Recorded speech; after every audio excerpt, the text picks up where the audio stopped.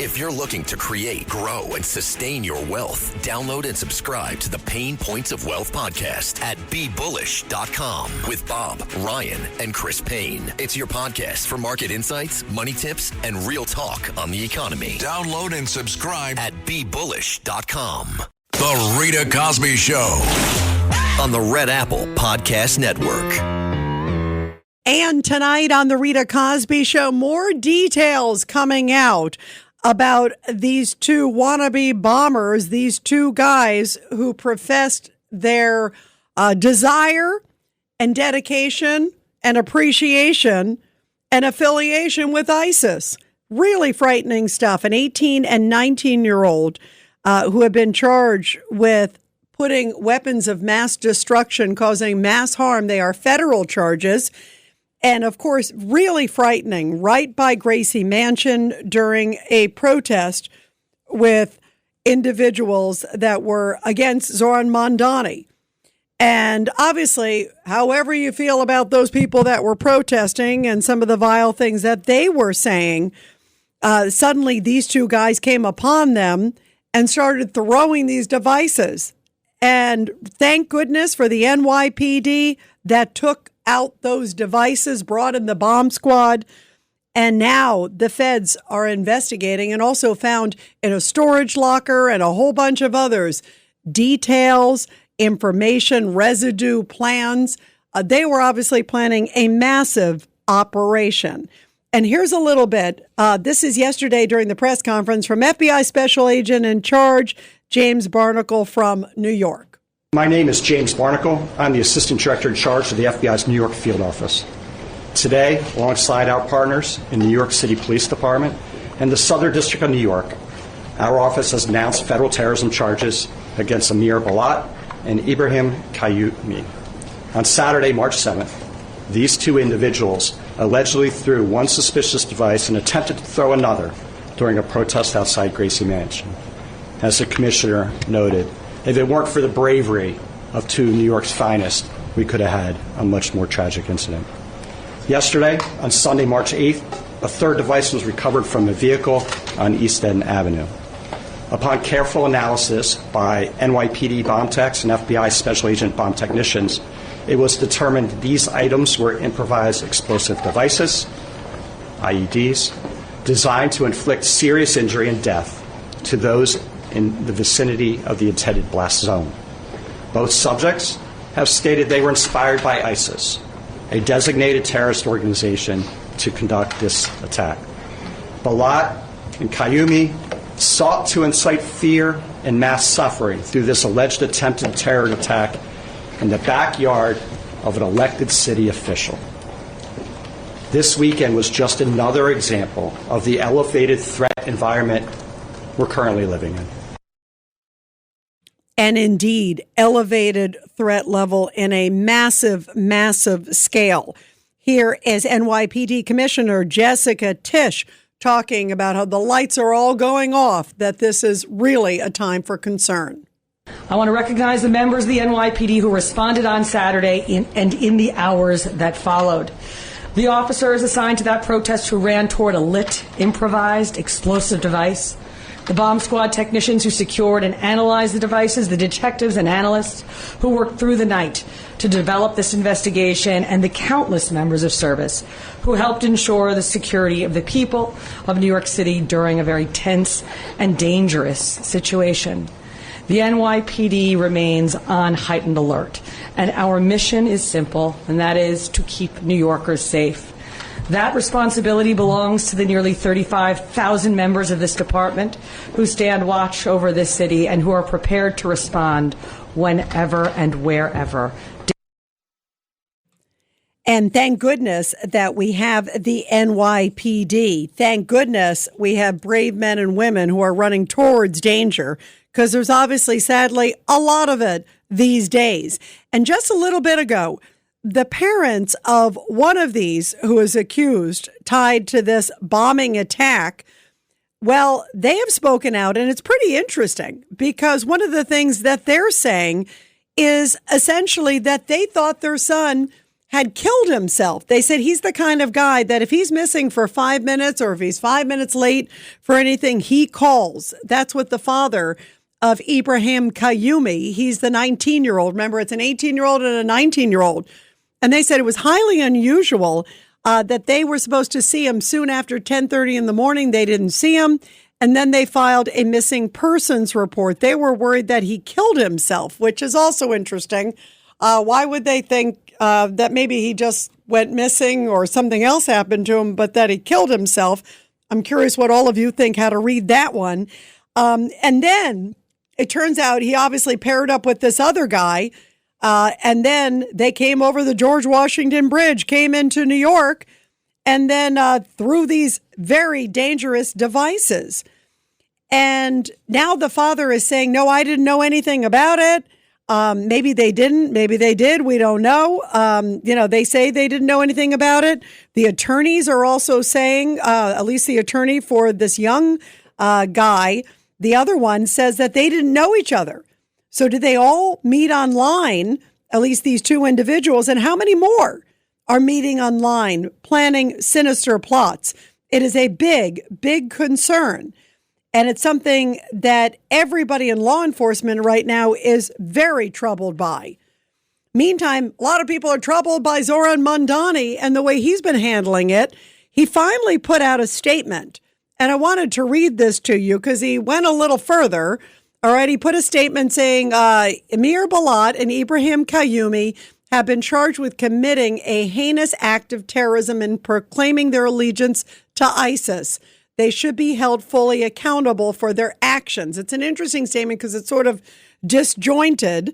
He doesn't condemn ISIS. He just condemns, their act of terrorism and then their proclaiming of allegiance to ISIS. It's interesting. So I want to have you guys interpret that.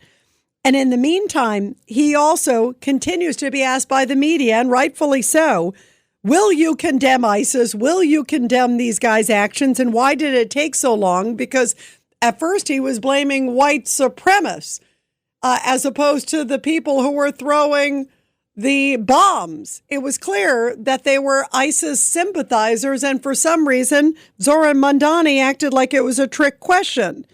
Well, finally, a little bit ago, he answered some more questions about it. And I wanted to play this for you. This is Zohran Mamdani asked about extremism and this recent attack. So given that both of the alleged attackers at Gracie said they were inspired by ISIS, and given New York City's sort of perennial status as a soft target, I was wondering if you had any, words of advice to any young people who might find themselves being drawn to that particular ideology. I think first and foremost, just to make it clear to everyone that extremism and hatred of any kind will not be tolerated in our city. And that is regardless of whatever ideology motivates any person to commit an act of violence. There is no tolerance for it here. What we want to deliver to New Yorkers is a city that is safe, is a city that believes in the values where everyone who calls it home is considered to be a part of it. There is no tolerance for any kind of violence within that vision of our city or the way in which we lead this city. Thanks.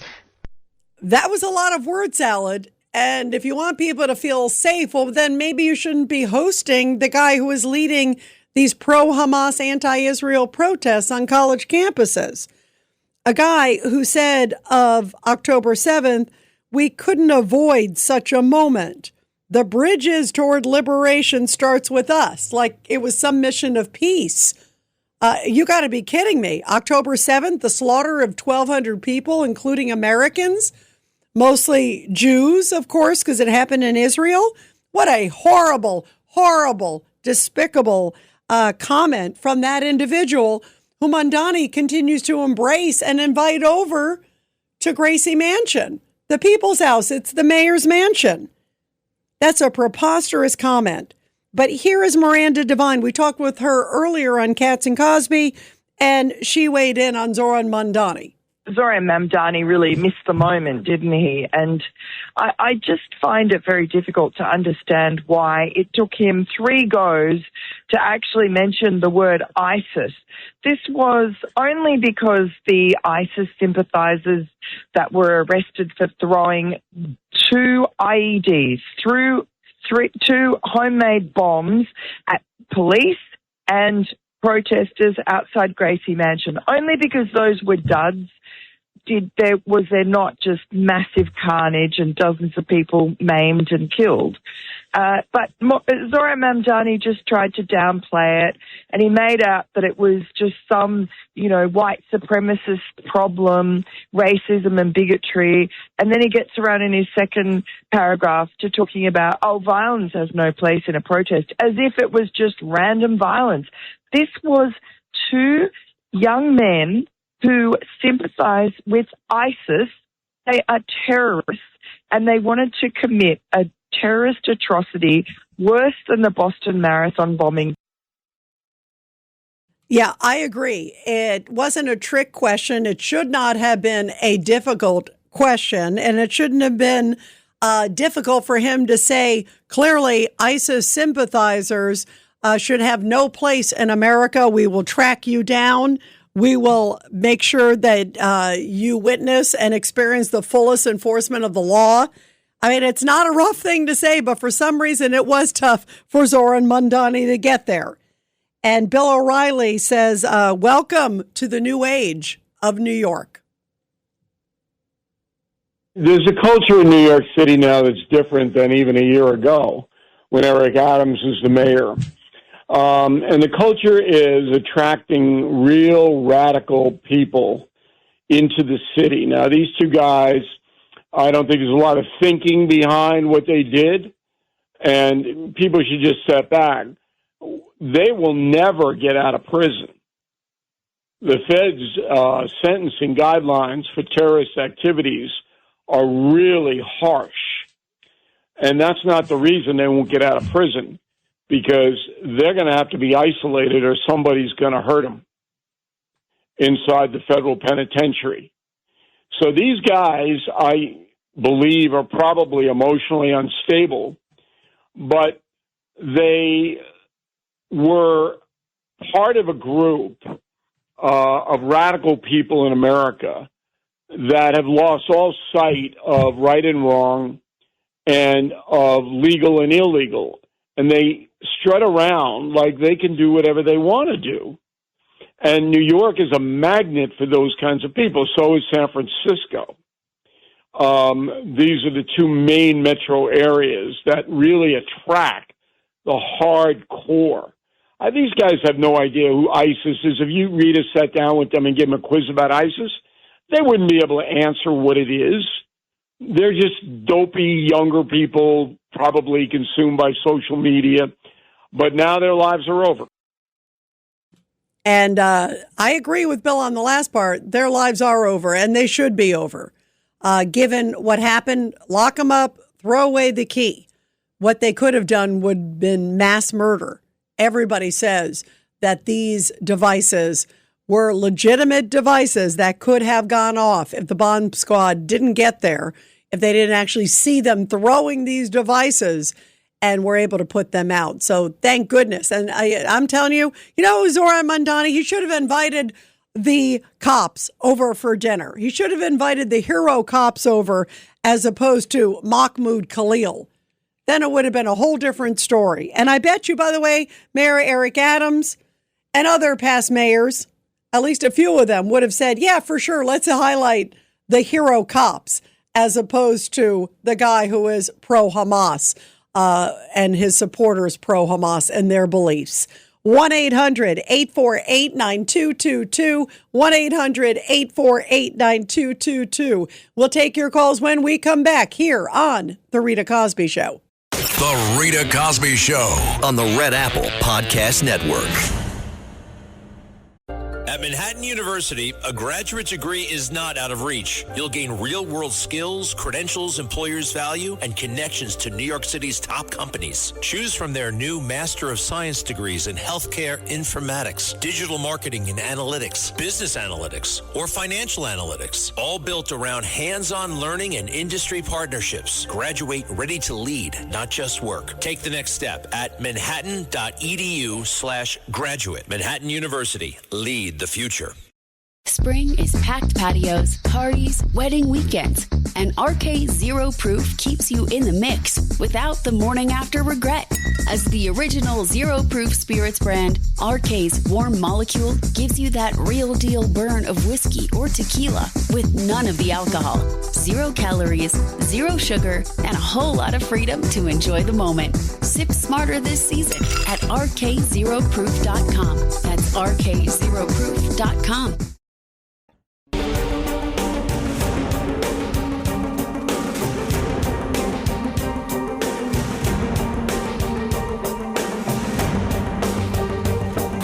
This is the Rita Cosby Show.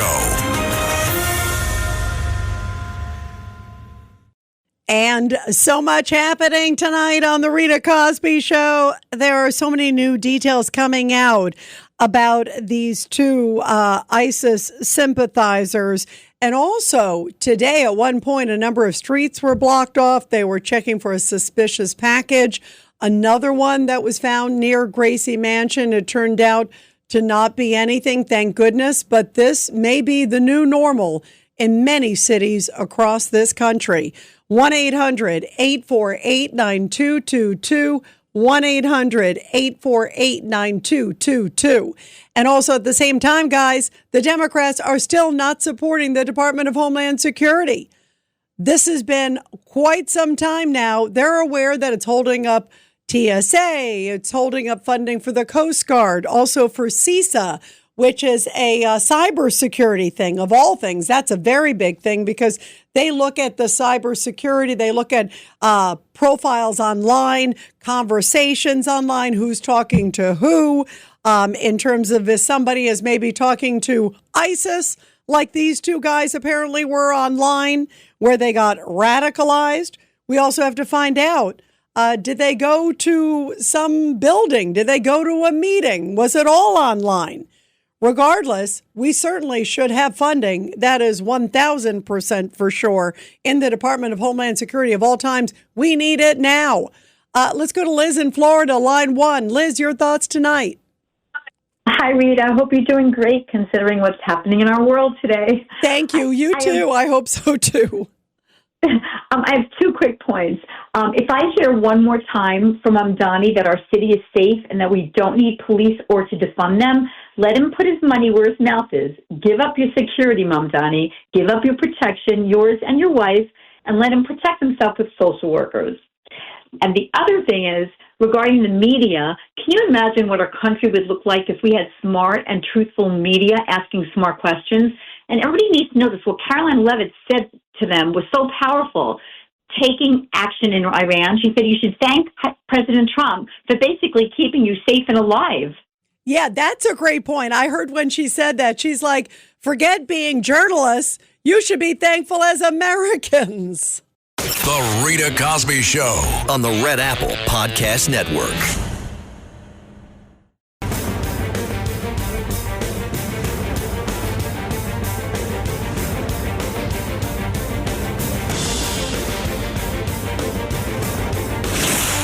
Rita Cosby is on. Breaking news. And just coming in because it is also a primary night. This is interesting in Mississippi for the Senate race there. This is a Republican primary that was being held. And we're just coming in just a few moments ago that Senator Cindy Hyde-Smith, who is the incumbent Republican in Mississippi, cruised easily to victory, winning her primary. She served in the upper chamber since 2018. And get this, this was like a battering. This was a trouncing. She earned 83% of the vote after just about 30 minutes after the polls closed, the AP quickly called the race, the Associated Press. She will be going up against a Democratic opponent. There's still a number of them in the race there. And of course, the big election will be in the general election in November. But Cindy Hyde-Smith, Senator Cindy Hyde-Smith, Republican of Mississippi, and you often see her with President Trump. She has a lot of support from him, and she has been a big supporter of his, vice versa there. She easily cruised to victory just a little bit ago in Mississippi's Republican Senate primary race. And everybody, of course, talking about these two guys, ISIS-inspired, 18 and 19. By the way, I love what Liz just said, who just called in a little bit ago, where she said Zohran Mamdani should never complain about defunding the police ever again. He never should have done it. And think about how great the police were in this case, as they always are, but literally saving everybody's life. I mean, that image of that officer, jumping over the fence has gone viral all over the place. You see him in action, running towards the bomb, seeing that somebody threw something and realizing what it is. That is heroism. And there were NYPD officers that were true heroes everywhere that day and every day. And I hope this has been a wake-up call to Zohran Mamdani. He better not cut back on the NYPD. He better not cut back on the Strategic Response Group. And he better start heralding our men and women in blue. And yesterday, Jay Clayton, he is the U.S. Attorney for the Southern District of New York. And of course, they are pushing hard. They are doing federal charges against these two guys. Thank goodness. They are adults, 18 and 19. And what they did was certainly utterly dangerous. And federal charges means federal time, not Alvin Bragg time. It means federal time. So that's the good news, as you heard from Bill O'Reilly, that these people will never probably ever see the light of day. They'll be behind bars for the rest of their lives. And here is Jay Clayton explaining what these people did and why this was not just some peaceful protest by any means. This was violence.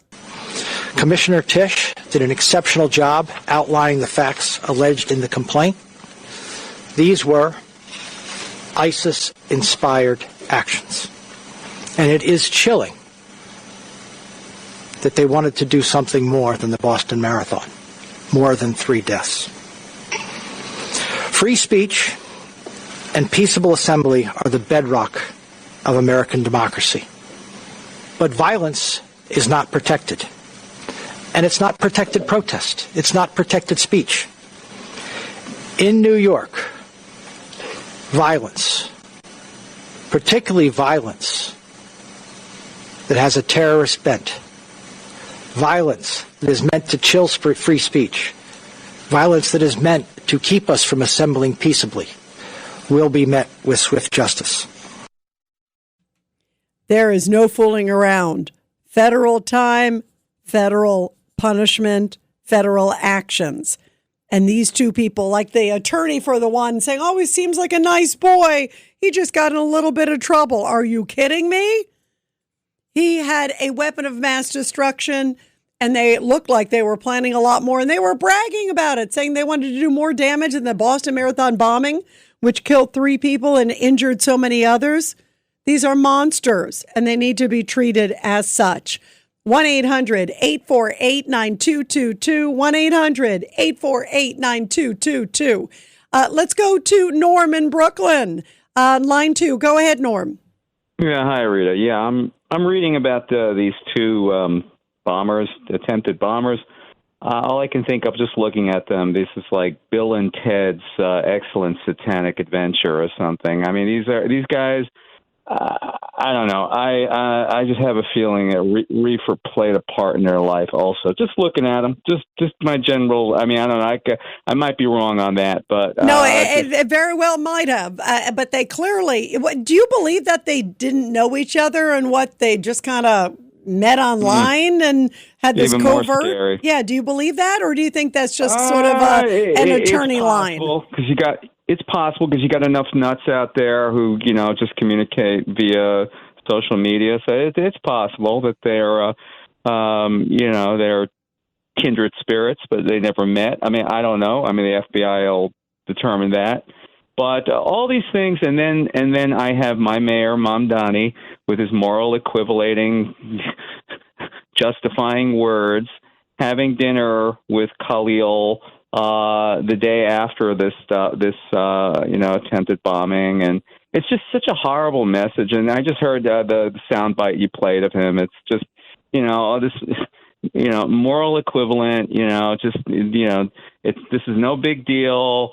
Stay calm. I mean, I don't know. I mean, we're wasting all this, not wasting, but, we're doing all this stuff with regime change in Iran. And I think we need regime change right here in NYC.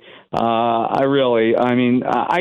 thought we could wait. I don't think we can wait. I mean, this guy's going to destroy the city. It's just every day I'm just feeling that more and more. So I wish you would come here and depose our mayor, frankly. I mean, I don't know. I know that's just my fantasy. I know that you can't do that.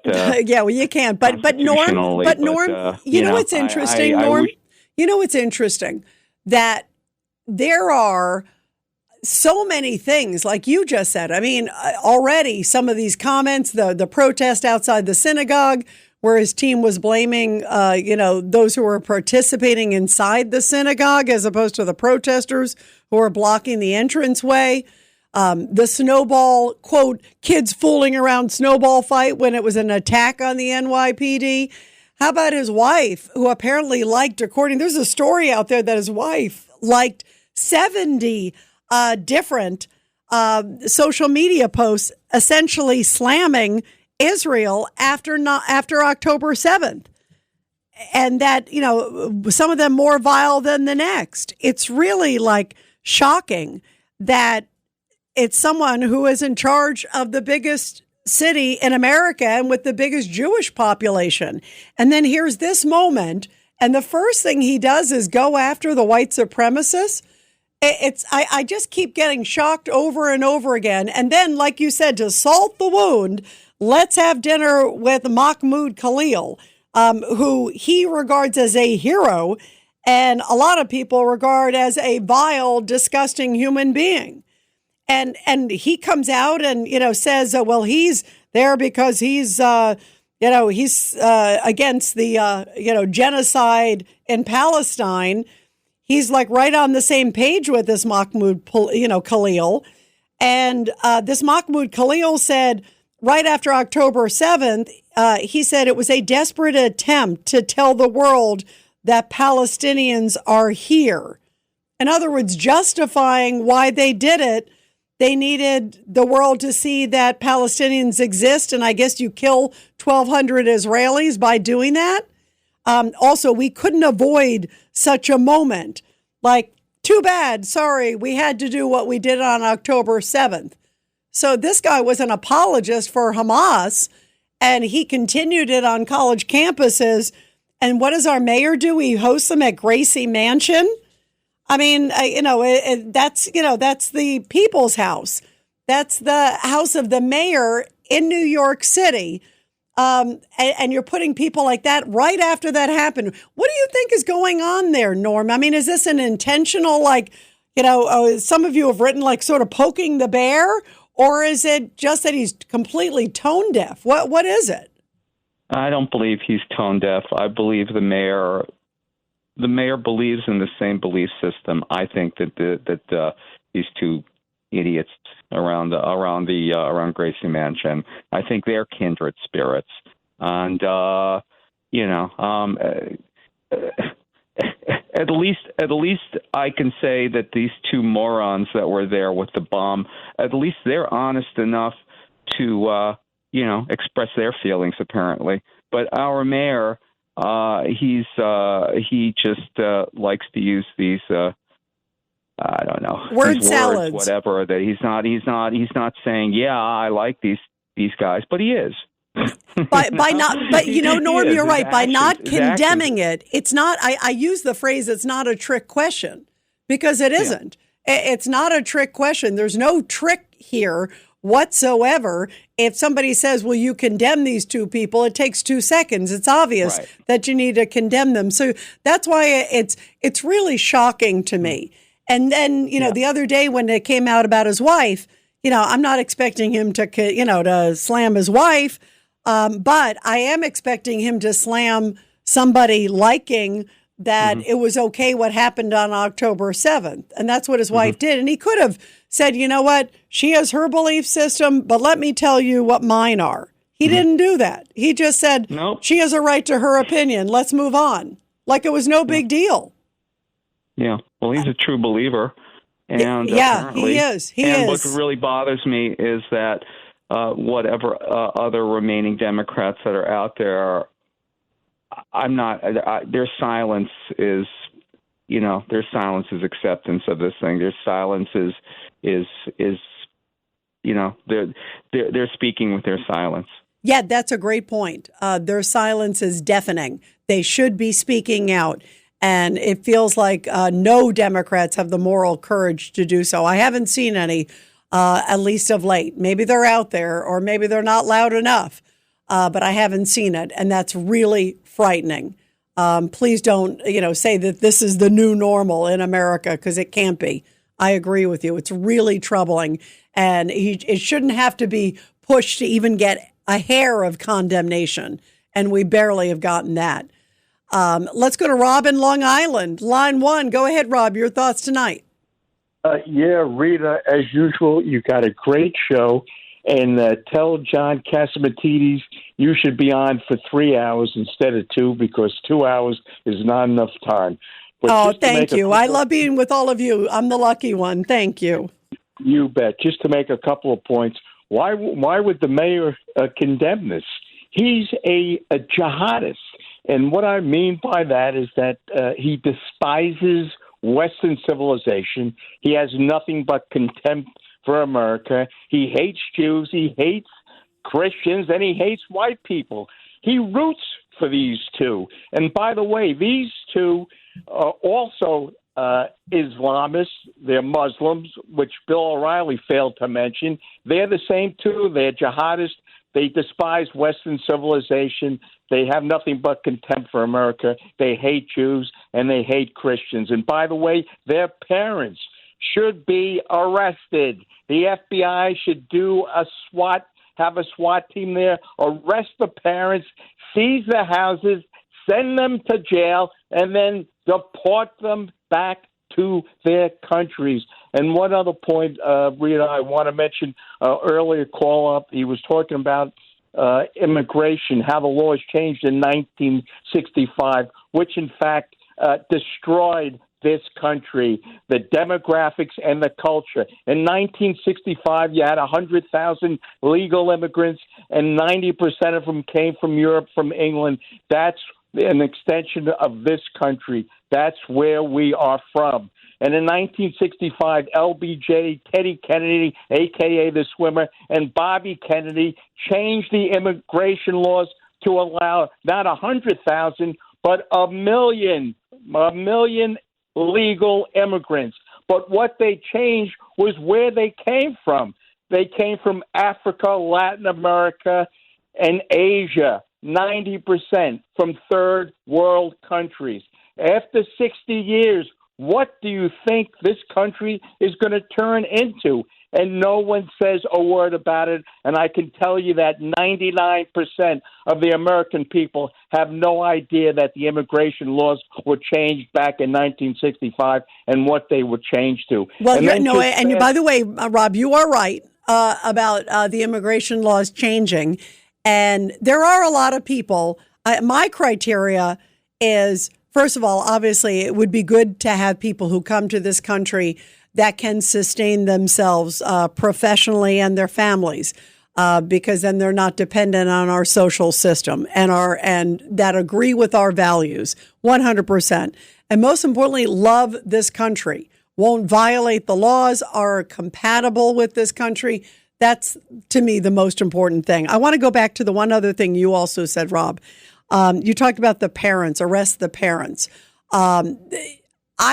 I think if the parents knew something, then absolutely arrest the parents. The question is, did they know something? I find it hard to believe that they didn't know something. That's just my opinion, but we don't know. Or somebody knew something. I mean, these people seemed like they were telegraphing it. I also wonder, were they part of some bigger community? Was there a whole bunch of these young teenagers that were getting radicalized online and meeting on Zooms or in person or whatever it is, or a mosque? Who knows? We don't know. But I find it hard to believe that they were sort of just in isolation and they hooked up and did this.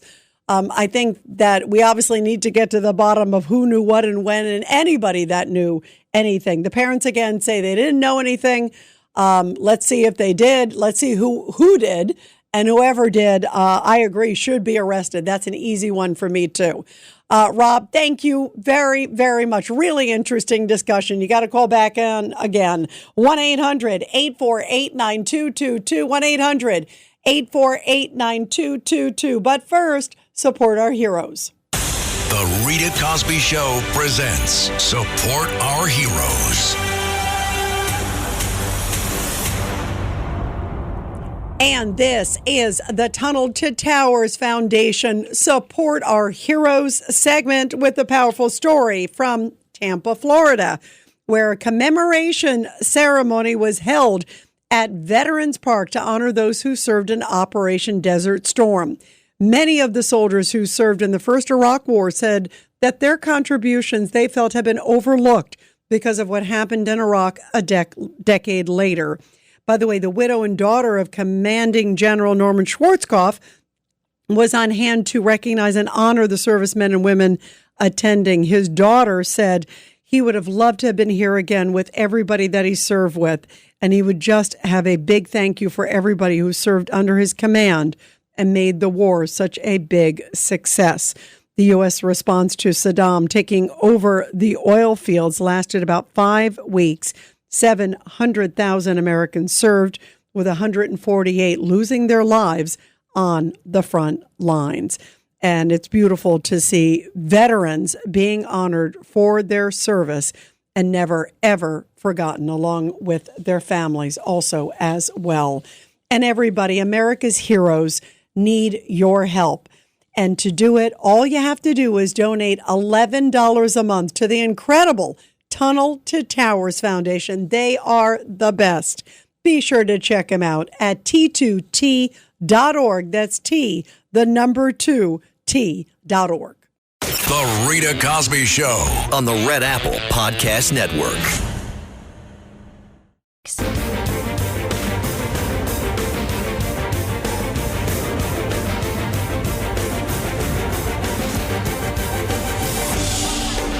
It's the Rita Cosby Show. And by the way, the U.S. military is sending the B-52 Doomsday bombers to Iran.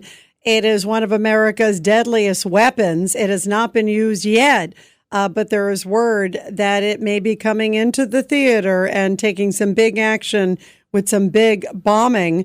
The bombers are also capable of dropping 30,000-pound massive ordnances, bunker buster bombs, of the like we saw originally when they went after Iran at those 3 nuclear facilities. And there could be some big action coming. We'll keep you posted. Let's go to Joaquin in Pennsylvania, line 3. Go ahead, Joaquin.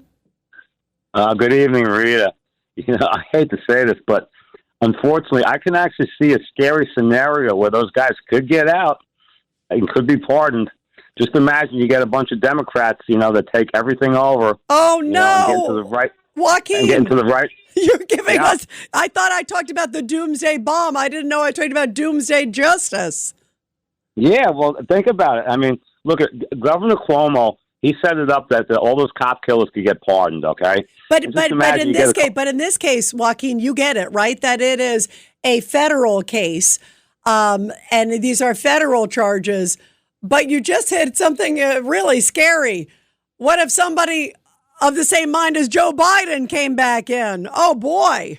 Thanks for listening to The Rita Cosby Show. You can hear The Rita Cosby Show weeknights at 10 on 77 WABC. If you like the podcast, share it with your friends and listen anytime at WABCRadio.com and download the WABC Radio app. Hit that subscribe button on all major podcast platforms. Plus, follow WABC on social, on Instagram, TikTok, Facebook, and X. See you next time for a new episode, so you never have to wonder. What the heck is going on here? This is Greg Kelly. Donate now to Toys for Tots, which works year-round. Go to toysfortots.org. Toys for Tots supports children in need throughout the year with programs like the Toys for Tots Literacy Program. Established in 2008, it has provided over 63 million books to disadvantaged children. The Toys for Tots Literacy Program is committed to providing disadvantaged children with direct access to books and educational resources that enhance their ability to read and communicate effectively. Go to toysfortots.org.